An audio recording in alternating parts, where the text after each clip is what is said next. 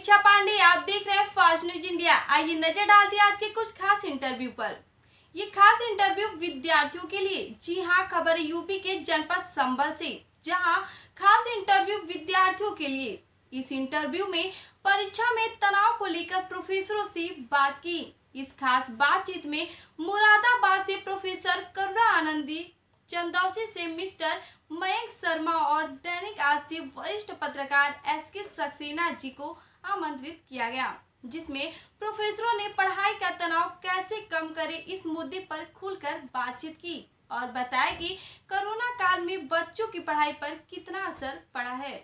सुनिए प्रोफेसरों की जुबानी और आप देखिए प्रशांत वार्ष्णेय के साथ ये खास इंटरव्यू। मैं प्रशांत वार्ष्णेय आप सभी लोगों के बीच एक बार फिर उपस्थित हूँ एक खास विषय को लेकर। आज हमारा विषय है शिक्षा। तो शिक्षा के माध्यम हम जो शिक्षा उसके लिए हम बात करेंगे। हमारे पास हमारे एक्सपर्ट मौजूद हैं डॉक्टर करुणा आनंद जी, जो कि मनोविज्ञान की प्रोफेसर हैं मुरादाबाद से। साथ ही हमारे साथ एक और हमारे चंदौसी से एक्सपर्ट उपस्थित हैं, इनका नाम है मयंक शर्मा जी, जो रसायन विज्ञान के विशेषज्ञ हैं। तो हम आपको इन लोगों से बात कराएंगे और कुछ ऐसे सवाल करेंगे जिसका जवाब वो देंगे। आपसे पहला सवाल है, जैसे कि बच्चों के एग्ज़ाम होते हैं इस समय, जैसे कोरोना के समय पढ़ाई लिखाई सब ऑनलाइन हो रही थी, तो उन पर काफ़ी तनाव होता है, तो उस तनाव को कैसे कम किया जाए? देखिए, जैसा कि आप सभी जानते हैं कि जो परिस्थिति है थोड़ी नई है सभी के लिए, तो इसमें तनाव होना जायज़ है। अब इस तनाव को हम कैसे कम कर सकते हैं, इसमें सबसे महत्वपूर्ण भूमिका होती है हमारे परिवार की, क्योंकि बच्चा जो है वो परिवार में ही रह रहा है। अगर ऑनलाइन जितनी भी पढ़ाई चल रही है उसमें स्पेशली मदर का रोल जो है वो सबसे इम्पॉर्टेंट है, क्योंकि हमारे होता क्या है कि हमारा एक एटमॉस्फेयर होता है। अगर हम बाहर जाते हैं तो वो तनाव जो है वो कम हो जाता है, लेकिन क्योंकि बाहर नहीं जाने की वजह से तनाव ज़्यादा बढ़ रहा है, तो इसको कम करने के लिए हमें शुरुआत से सुबह की जो दिनचर्या है उस पर स्पेशली फोकस करना पड़ेगा, क्योंकि जो दिन की दिनचर्या है हमारी, उसका प्रारंभ अगर हम सकारात्मक रूप से करेंगे तो कहीं ना कहीं हमारा जो पूरा दिन है वो बहुत ही अच्छा गुजरेगा। जैसे कि मैडम आजकल क्या होता है, जो ऑनलाइन के चक्कर कुछ परिवार ऐसे होते हैं जो कि फ़ोन लेने में, मोबाइल लेने में, लैपटॉप लेने में सक्षम नहीं होते हैं, तो उन पर क्या फ़र्क पड़ा है पढ़ाई को लेकर? बिल्कुल, उन पर सबसे ज़्यादा नकारात्मक इफ़ेक्ट पड़ा है, क्योंकि एक तो फाइनेंशियली वो वैसे ही साउंड नहीं थे, दूसरा अगर उनका बच्चा पढ़ने में अच्छा भी है उसके बावजूद वो उसको अफोर्ड नहीं कर पा रहे हैं, तो वो कहीं ना कहीं अपने आप को इसमें आर्थिक रूप से सक्षम न होने की वजह से अपने आप को ज़्यादा फील करते हैं कि भाई हम अपने बच्चे को वो सुविधा नहीं दे पा रहे हैं जो हमें उन्हें को देनी चाहिए। तो उसकी वजह से कहीं ना कहीं पेरेंट्स और चाइल्ड के बीच में जो कम्युनिकेशन है वो नकारात्मक ज़्यादा हो रहा है।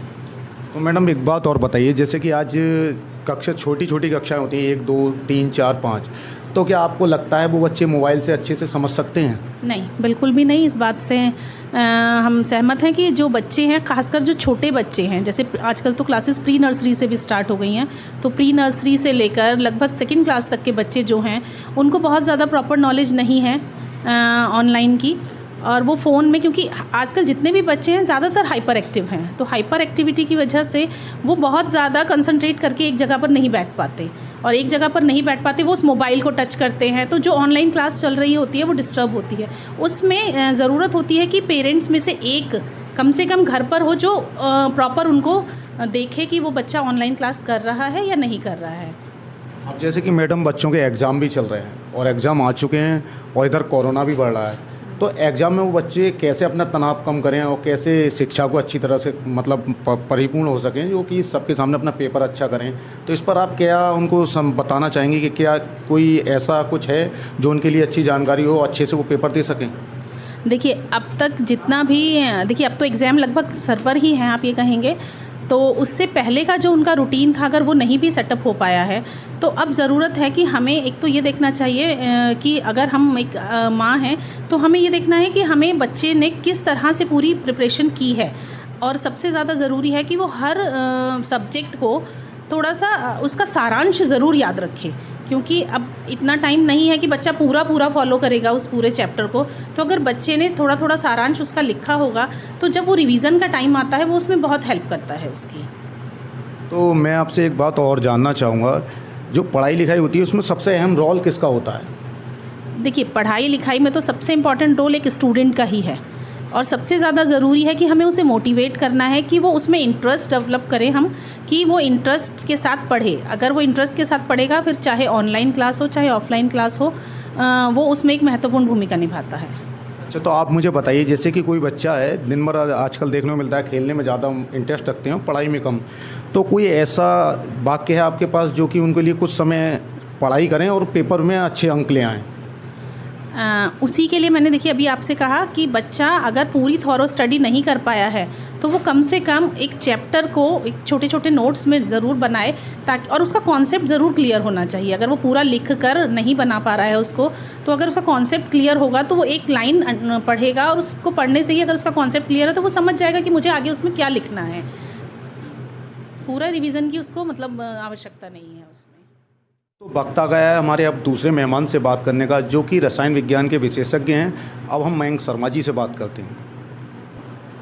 सर, मेरा आपसे सवाल है, जैसे कि एग्ज़ाम करीब हैं और आ भी चुके, तो जब बच्चा स्कूल के अंदर जाता है, चाहे 10th का हो चाहे इंटर का हो, तो वो सवाल कोई भूल जाता है, तो उसको कैसे याद रखे? कोई आपके पास ऐसा उपाय है जो लोगों को बता सकें? जी, एक्चुअली यदि वो क्वेश्चंस का आंसर भूल रहा है तो ये एक कॉमन प्रॉब्लम है और ऑलमोस्ट हर स्टूडेंट के साथ ऐसा होता है।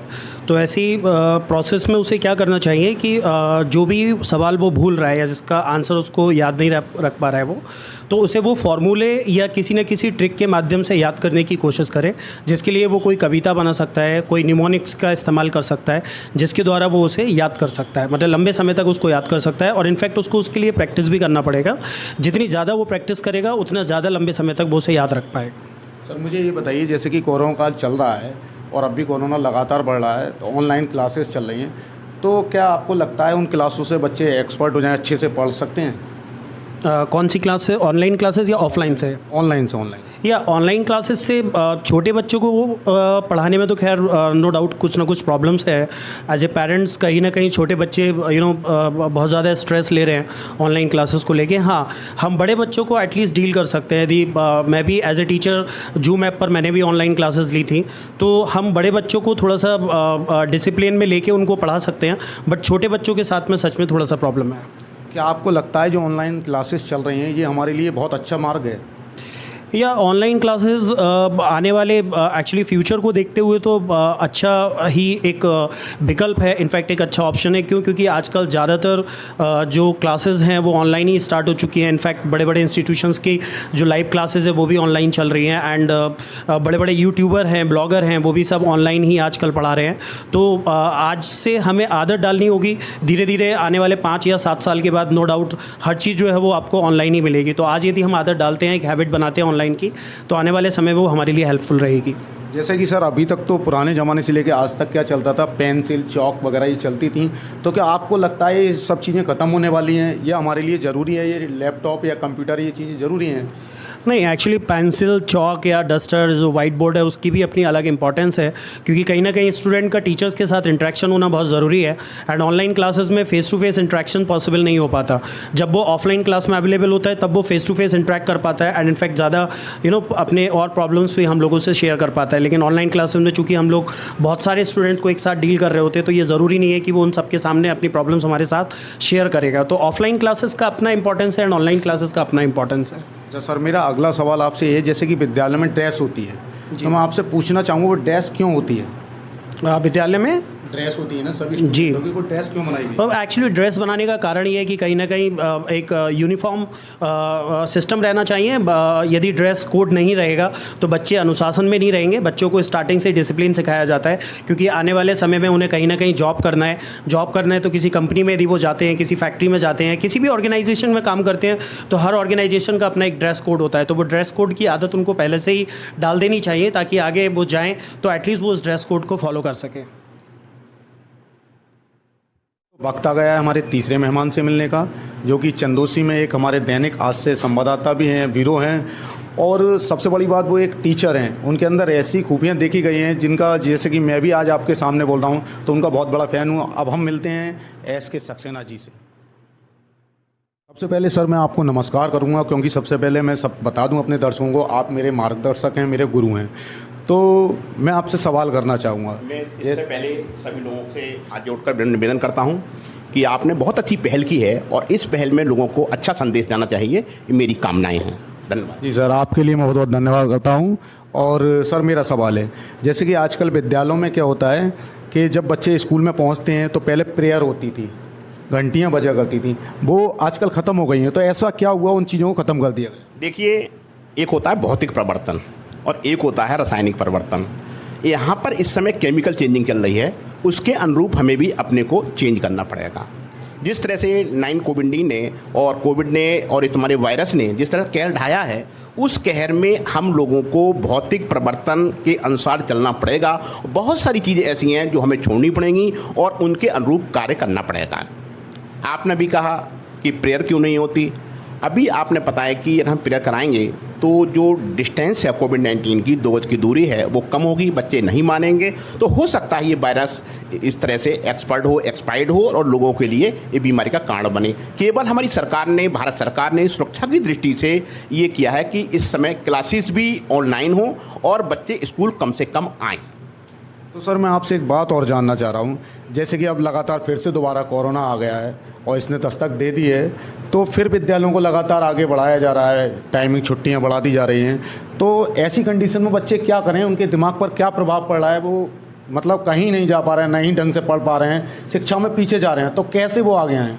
वर्ष 2020 से वर्ष 2021 तक हम कोविड-19 का चैप्टर पढ़ चुके हैं और हम लोगों ने एनालिसिस भी किया है कि कोविड-19 से लड़ने के लिए हमें क्या करना चाहिए।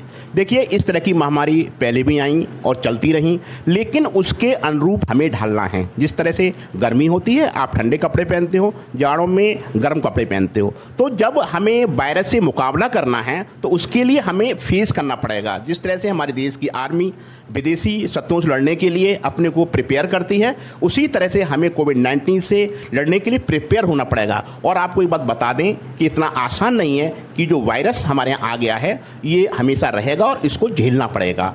इसलिए हमें कोविड-19 के अंतर्गत देश में होने वाली सभी क्रियाओं को पूरी तरह से चलाना है और उसके लिए हमें तैयार रहना होगा। सर मेरा आपसे अगला सवाल है, जैसे कि आजकल हम किताबें पढ़ते हैं, उसमें अकबर महान है, इस तरह के मतलब जो हमारे ऊपर शासन कर चुके हैं उन लोगों के बारे में पढ़ाया जाता है, तो हमारे महाराणा प्रताप, हमारे चित्रगुप्त, ऐसे जो हमारे महान रहे हैं, महान योद्धा रहे हैं, उनके बारे में क्यों नहीं पढ़ाया जाता? उस पर आप क्या कहना चाहेंगे? आपका बहुत अच्छा सवाल है भाई मेरे। हर आदमी अपनी जाति को बोलता है। जैसा देश पर शासन आया, आप 1947 जब हमारे देश के राष्ट्रपति राजेंद्र प्रसाद थे, और सॉरी एक कट करो जा थोड़ा, और हर शासक ने अपने ही जो महापुरुष थे, अपने महापुरुष के लिए आगे बढ़ाया। आप इसकी बात करते हैं, आप रामायण की बात करिए, गीता वेद की बात करिए, लेकिन उस समय लोग ताजमहल को जानते थे, अकबर द ग्रेट जानते थे, the sword of Tipu Sultan को जानते थे। ये सब हमें पता नहीं था। हमारी जनरेशन के लिए इन लोगों ने जो ऊपर बैठे हुए थे उन्होंने पढ़वाया और हमारे बच्चों के दिमाग में आज वही Tipu Sultan, the great Akbar, the Taj Mahal, इस तरह की बातें भर दी। आप जाइए देश में भ्रमण करिए तो आपको पता लगेगा कि इनसे अच्छे भी अजूबे हमारे देश में मौजूद हैं, लेकिन हमें उनके बारे में बताया ही नहीं गया। क्या आपको 1 साल पहले कोरोना वायरस के बारे में पता था? नहीं सर, नहीं पता था। आपको पता आज लग गया। बच्चा जानता है कि कोरोना क्या होता है, क्योंकि इसका इतना व्यापक रूप से प्रसार हुआ कि आज देश का बच्चा पहली बार 2 या 3 वर्ष का होगा, आपको बता देगा कि कोरोना वायरस क्या है। और लोग इसकी जानकारी पूरी तरह से जान चुके हैं कि corona virus living and non living दोनों के बीच की कड़ी है। हम इस पहले भी जानते थे। एक हमारे साइंटिस्ट थे, इनका नाम था इवानिस्को दमित्री, शायद मैं भूल रहा हूँ, इवानिस्को दमित्री था। इन्होंने तंबाकू के पौधे से इस वायरस को खोजा था और कहा था ये लिविंग एंड नॉन लिविंग दोनों की बीच की कड़ी है। अगर ये सेल्स में जाएगा तो लिविंग होगा, सेल्स में नहीं जाएगा तो नॉन लिविंग होगा। तो ये वही वायरस है, लेकिन रूप इसका बदला हुआ है। जिस तरह से डिफरेंट टाइप ये रूपों हमारे सामने आ रहा है, तो इसके लिए हमें प्रिपेयर रहना है और पूरे देश के लिए, पूरे वर्ल्ड के लिए इसके लिए तैयार रहना होगा। अच्छा सर, मेरा आपसे अंतिम सवाल है, आप एक गुरु हैं और आपने अपना सफ़र मतलब शिक्षक आज हैं और विद्यार्थी से शुरू किया था, तो आपका क्या अनुभव रहा? आज जो आप टीचर बने हैं तो आपकी ऐसी क्या खासियत रही, हमारे दर्शकों को बताएं। मैं आपको बताऊं कि सन 2010 में मेरा ट्रिपल IIT में सिलेक्शन हुआ था इलाहाबाद में। जो चीज़ें आज मेरे सामने आ रही हैं, तो वहाँ पर वर्ल्ड साइंस कॉन्क्लेव था इलाहाबाद में और 23 देशों के कंट्री के वहाँ पर साइंटिस्ट आए थे। तो जो चीज़ आज पढ़ाई जा रही थी हमें वहाँ पर सुबह 8 बजे से लेकर 10 बजे तक बता दिया गया था कि आने वाले आफ्टर 25 ईयर्स में आप क्या देखेंगे। एक इनका दो था कि एक तो हाइड्रोजन, एक वाटर और एक था न्यूक्लियर और एक था आपका कोरोना। उन्होंने कहा कि आफ्टर 10 ईयर्स से आफ्टर 25 ईयर्स बाद आप देखेंगे कि इस तरह की घातक बीमारियां आएंगी कि लोग समझने मुश्किल हो जाएंगे। उन्होंने बाई फेस उन्होंने उसके प्रोजेक्टर के माध्यम से स्क्रीन पर दिखाया कि ये वायरस है और इस तरह की ये गाड़ियां हैं, इन्हें लोग छोड़ जाएंगे, भागेंगे और इतना भयंकर बीमारी होगी, उसके लिए हमें पहले से प्रिपेयर होना होगा। दूसरा उन्होंने बताया था कि जो एनर्जी है, एनर्जी में आप केवल यूज़ करेंगे न्यूक्लियर एनर्जी के लिए, चाहे वो थोरियम हो, चाहे वो यूरेनियम हो, चाहे एक्टिनियम हो, इस तरह के आप यूरेनियम पदार्थों को यूज़ करेंगे। और सबसे विकल्प जो होगा वो हमारा होगा H2O। हम पानी और ऑक्सीजन, यानी जो आपका हाइड्रोजन है, ऑक्सीजन है, इससे हाइड्रोजन से ही गाड़ियाँ आपकी चलेंगी। दूसरा विकल्प होगा आपका जो आपका देख रहे हैं इलेक्ट्रॉनिक्स। आज पेट्रोल की जगह इलेक्ट्रॉनिक शुरू करता हूं कि हम बताया था कि हमारी न्यूक्लियर एनर्जी है और सबसे बड़ी समस्या हम जो पानी है, पानी का हम डिस्कशन करेंगे तो जो हाइड्रोजन है, हाइड्रोजन एक हमारे फूल के रूप में आएगा निकल कर। दूसरा ये था कि हम जो लड़ाई लड़ेंगे आगे भविष्य में आने वाले के लिए, वो हमारी लड़ाई होगी वाटर की और दूसरी होगी एनर्जी की। तो आज आप देख रहे हैं कि इलेक्ट्रिक एनर्जी हमारे सामने आ गई कि तमाम गाड़ियाँ हैं, बैटरियों चल रही हैं, क्योंकि हमारे पास संसाधन कुछ बचे हैं। 10-5 साल बाद पेट्रोल खत्म हो जाएगा, तो हमारे पास केवल एनर्जी होगी और इस एनर्जी का होगा हमारा जो बैटरी से इलेक्ट्रिक एनर्जी हम तैयार कर रहे हैं, चार्जेबल। तमाम तरह के बहुत सारे पदार्थ हैं जो निकल कर नए आ रहे हैं, उनसे हमें बहुत सारी ऊर्जा मिलेगी और हमारी बहुत सस्ती ऊर्जा का स्रोत होगा। इसके लिए साइंटिस्टों ने 25 ईयर्स पहले खोज निकाला था, क्योंकि उस संगठन में 23 देशों के हमारे वैज्ञानिक इकट्ठे हुए थे और काफ़ी उन लोगों से डिस्कशन होते थे कि आगे क्या करना है। तो हम लोगों के लिए आने वाले समय के बारे में सोचना होगा, छात्रों के लिए भी और हमारे अध्यापकों के लिए, क्योंकि आप देख रहे हैं कि पहले हमारा कोर्स था, यूपी बोर्ड का कोर्स था, बड़ा साधारण कोर्स था, टीचर बड़े आराम से पढ़ाते थे, फर्राटे से पढ़ाते थे। लेकिन अब जो CBSE ICSE बोर्ड का जो मैटर आया है, उसमें टीचर भी शायद एक व्यवसायिक रूप से उसे देख रहे हैं, पढ़ रहे हैं, क्योंकि अब पहले तरह का नहीं है। अब तो NCERT बुक्स चाहे यूपी बोर्ड की हों, चाहे आपकी CBSE बोर्ड की हों, सब में चेंजिंग आया है। तो भैया बदलाव के ब्यार है और बदलाव हमें रखना होगा। सर, आपसे बात करके बहुत बहुत अच्छा लगा। अब हमारे चैनल के माध्यम से आप लोगों को क्या संदेश देना चाहेंगे? पहली बात तो संदेश देना चाहूँगा कि जो भौतिक परिवर्तन हुआ है कोरोना वायरस का, तो कोरोना वायरस के अनुसार हम अपने को तैयार करें। जिस तरह से एक पहलवान कुश्ती लड़ने के लिए अपने को प्रैक्टिस करता है, व्यायाम करता है, हमें व्यायाम भी करना होगा। आपने देखा होगा कि हमारे गुरु रामदेव हैं, बता रहे हैं प्राणायाम करो और आप व्यायाम करो, नहीं तो आपका इम्यूनिटी पावर नहीं बढ़ पाएगी। दूसरा, छात्रों को संदेश देना चाहूँगा कि छात्र पहली बात तो मोबाइल पर कम ध्यान दें। जो हमारा जो मन की एकाग्रता है वो धूल कर रहा है हमारा मोबाइल। हाँ जी, मोबाइल में बहुत सारी अच्छी चीज़ें हैं जिनसे हम प्रिपेयर कर सकते हैं, बहुत सारी नॉलेज भी है, बहुत बड़ी अच्छी बुक्स भी हैं, बट इसका जो दुरुपयोग हो रहा है वो थोड़ा गलत है। तो बच्चों से जो भी मैं गार्जियन से कहना चाहूँगा कि बच्चों को मोबाइल उसी समय के लिए दें जिस समय वो अपनी स्टडी कर रहे हों, अन्यथा मोबाइल से और टीवी से थोड़ा दूर रखें, क्योंकि ये मन की जो एकाग्रता है वो इससे भंग हो रही है। दूसरी बात, परीक्षा की तैयारी में 50% कोर्स कर दिया गया है, तो 50% कोर्स की आराम से तैयारी कर सकता है, बट प्रैक्टिस में बी परफेक्ट। जब तक वो प्रैक्टिस नहीं करेगा, जैसे बहुत सारे क्वेश्चंस हैं हमें आते हैं और हमने भी पूछा था आज कोचिंग में, तो क्वेश्चन मतलब आ रहे थे लेकिन वो नहीं कर पा रहे थे बच्चे। इसका रीजन ये था कि हम प्रैक्टिस नहीं कर रहे हैं, और प्रैक्टिस नहीं कर रहे हैं तो क्वेश्चंस हमसे सॉल्व होने वाले नहीं हैं। दूसरा, ट्रिक है, शॉर्टकट है। सर ने भी बताया था कि शॉर्टकट के जरिए भी हम ट्रिक के जरिए भी हल कर सकते हैं, बट इसके लिए हमें शॉर्टकट भी आना चाहिए। अब मुझे ही रास्ता मान लीजिए पता नहीं है, उस रास्ते में चल रहा हूँ तो वहाँ तक नहीं पहुँच पाऊंगा। तो हम टीचर से मैं आह्वान करूँगा कि बच्चों को ट्रिक के जरिए कम समय में 50% कोर्स की तैयार करें, क्योंकि मई में परीक्षाएं होंगी और वो अच्छे से अच्छे नंबर ला सकते हैं। थैंक यू, धन्यवाद। इंडिया चैनल के माध्यम से बच्चों को कुछ विचार बताएं, उनके लिए ऐसे कुछ बताएं जो पढ़ाई आसान हो जाए और आने वाले समय की परेशानी हल। जी, एक्चुअली मैं यहाँ पर वो सबसे पहले as a parents and as a teacher दोनों को ही कुछ मैसेज देना चाहूँगा। एज ए पेरेंट्स में सबसे पहले सभी पेरेंट्स को ये बोलना चाहूँगा कि आपको अपनी प्रायोरिटी डिसाइड करनी है, क्योंकि जब हम छोटे छोटे बच्चों की बात कर रहे हैं, इनफैक्ट फिर से कोरोना स्प्रेड होना स्टार्ट हो गया है, तो जब ऑनलाइन क्लासेस अब फिर से स्टार्ट होने वाली हैं, ऑलमोस्ट स्कूलों में ऑनलाइन क्लासेस के नोटिस भी जारी हो चुके हैं, तो जब ऑनलाइन क्लासेस चलेंगी तो पेरेंट्स को कहीं ना कहीं प्रायोरिटी डिसाइड करनी होगी। अब इनफैक्ट कुछ फैमिली में ऐसा है कि दोनों ही पेरेंट्स वर्किंग हैं और यदि वो अपने बच्चों की ऑनलाइन क्लासेस नहीं ले पा रहे हैं तो कहीं ना कहीं ये भी अपने आप में एक मेजर प्रॉब्लम है। तो ये डिसाइड करना पड़ेगा, इनफैक्ट ये प्रायोरिटी डिसाइड करनी पड़ेगी कि किसे उस समय पर वहाँ पर ऑनलाइन क्लास लेनी है, एज ए मदर को ऑनलाइन क्लास लेनी है या फिर वहाँ पर फादर को, क्योंकि दोनों को एक दूसरे को कोऑपरेट करना पड़ेगा, क्योंकि यहाँ पर सवाल एजुकेशन का है। यदि हम थोड़ा सा और हायर क्लासेस की ओर चले तो हमारे पास में हायर क्लासेस में 10 क्लास आ जाता है, 11 क्लास आ जाता है एंड 12th क्लास आ जाता है। अब चूँकि 11th and 10th and 12th classes के अभी बोर्ड एग्ज़ाम स्टार्ट होने वाले हैं, मई में ऑलरेडी शेड्यूल आ चुका है, मई में उनके बोर्ड के एग्ज़ाम है। तो मैं सभी बच्चों को ये मैसेज देना चाहता हूँ कि उन्हें अपने सारे जितने भी टॉपिक हैं, इनफैक्ट ऑलमोस्ट 30% सिलेबस जो है वो रिड्यूस कर दिया गया है, 70% सिलेबस जो है अभी बचा हुआ है।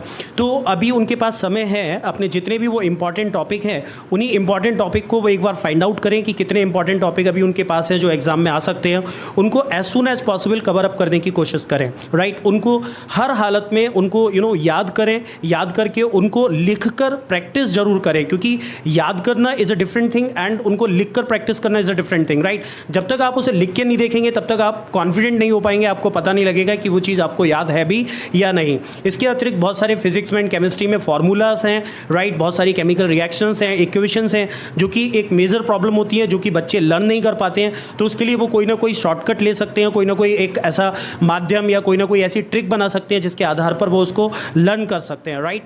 और इस समय पर चूंकि समय काफ़ी कठिन चल रहा है तो इस समय पर पेरेंट्स को भी अपने बच्चों को कहीं ना कहीं मोटिवेट करना होगा, राइट। क्यों? क्योंकि ज़्यादातर क्लासेस अभी ऑनलाइन ही चली हैं, तो बहुत सारे बच्चों के अभी सिलेबस भी कंप्लीट नहीं हुए हैं, तो उन्हें मोटिवेट करना पड़ेगा। बच्चे को अपना मैक्सिमम एफर्ट लगाना है, जितना वो मैक्सिमम दे सकता है वो उतना मैक्सिमम दे, राइट। और कहीं ना कहीं उसे पैनिक नहीं होना है, मतलब ये सिचुएशन जो है वो पैनिक वाली है, स्ट्रेस लेने वाली है। थोड़ा सा स्ट्रेस ठीक है, which is basically you stress, right. तो इतना स्ट्रेस रहना चाहिए बच्चे के पास कि वो ज़्यादा से ज़्यादा बेटर परफॉर्म कर सके, ठीक है। लेकिन इतना भी ज़्यादा स्ट्रेस नहीं होना चाहिए कि वो उस स्ट्रेस में अच्छा परफॉर्म ना कर पाए, राइट। अपने आप को ज़्यादा हेल्दी मेंटेन करने के लिए उसको हेल्दी डाइट लेना चाहिए और सुबह थोड़ा सा मेडिटेशन या योगा की उसको क्या करना चाहिए, प्रैक्टिस करना चाहिए, क्योंकि योगा और मेडिटेशन करेगा तो वो अपने आप को थोड़ा सा शांत रख पाएगा। यदि वो शांत रहेगा तभी वो जो है अच्छा पढ़ पाएगा। और मेरे हिसाब से लेट नाइट स्टडी से बचना चाहिए, मतलब हो सके तो 10-11 बजे तक बच्चे को पढ़ना चाहिए और उसके बाद सुबह 4 बजे से या 5 बजे से अर्ली मॉर्निंग जगने के बाद फिर से उसको अपनी पढ़ाई जो है स्टार्ट कर देनी चाहिए। तो हम सभी लोगों को अपनी अपनी प्रायोरिटी डिसाइड करनी होगी इस समय पर। थैंक यू सर, आपको समय दिया उसके लिए मैं धन्यवाद करता हूँ। आई लेता हूँ आप सभी लोगों से और एक निवेदन भी करता हूँ, अगर आपको हमारे इंटरव्यू में कोई कमी लगी है तो कमेंट ज़रूर करें और सबसे बड़ी बात कि आप हमारे चैनल पर लाइक कमेंट ज़रूर करें और देखते रहें फास्ट न्यूज़ इंडिया प्रशांत वासने के साथ। जय हिंद, जय भारत। नमस्कार दोस्तों, अब हम मिलते हैं आपसे अगले इंटरव्यू में इस मुद्दे को लेकर। आप जुड़े रहिए हमारे चैनल फास्ट न्यूज इंडिया से और आप हमारे चैनल को लाइक करें, सब्सक्राइब करें और कमेंट करना